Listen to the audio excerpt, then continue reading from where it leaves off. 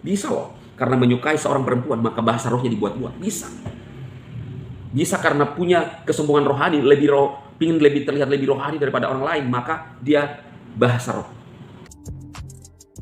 Di lain waktu saya akan ceritakan secara detailnya. Dan saat itu kami masuk di dalam sel. Ada 13 orang. Dan yang paling dominan adalah saya, saudara, karena saya sebagai Allah saat itu. Ya. Tapi sekarang udah sadar dan bertobat. Dan ini adalah pengalaman berharga buat saya benar-benar untuk menghadapi ajaran-ajaran yang sesat. Akan banyak juga di dalam iman, misalnya karismatik, muncul orang yang aneh-aneh, saudara. Saya dicat oleh, saya nggak tahu ya dari mana, sering dicat, banyak yang sering chat saya, karena termasuk juga saya membahas aplikasi, kemudian tentang Alkitab. Maka kadang-kadang saya mendapatkan chat yang aneh-aneh. Seperti contohnya, saya merasa bahwa sebentar lagi akan ada pengangkatan. Badan saya sudah mulai merasakan, itu ada.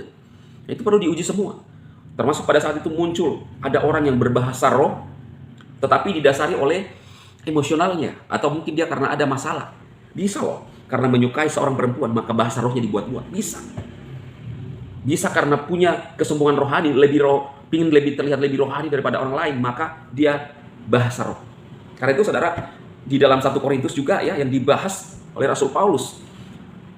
Di sana Rasul Paulus tidak pernah melarang orang untuk berbahasa roh, tetapi Rasul Paulus ketika dalam pertemuan ibadah itu mengurangi porsinya. Ini menurut Paulus ya.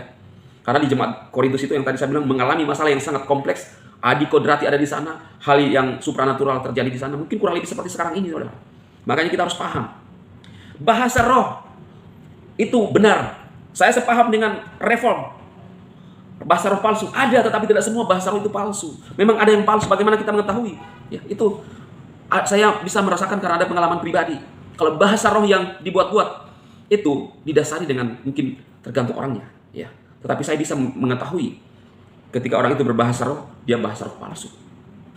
Karena bahasa roh itu dorongan dari hati. Alkitab mengatakan bahwa siapa yang berkata-kata dengan bahasa roh berbicara kepada Elohim, sebab tidak ada seorang pun yang mengerti bahasanya.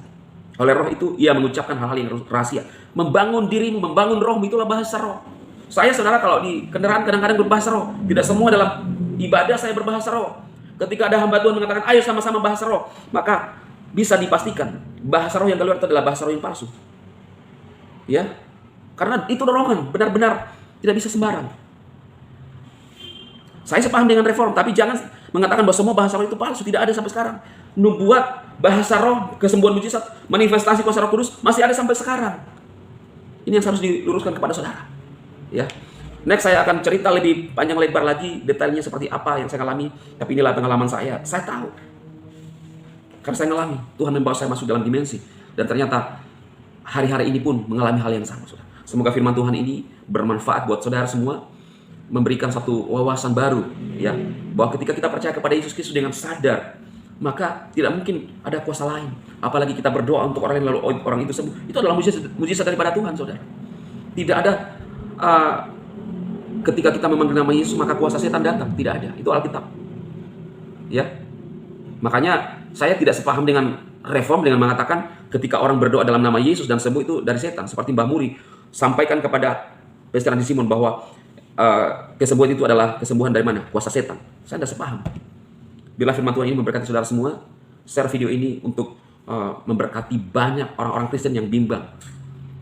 Sehingga percaya kepada kuasa Tuhan dan sungguh-sungguh mengasihi Tuhan kita Yesus Kristus. Tuhan memberkati saudara. Amin. Amin. Amin.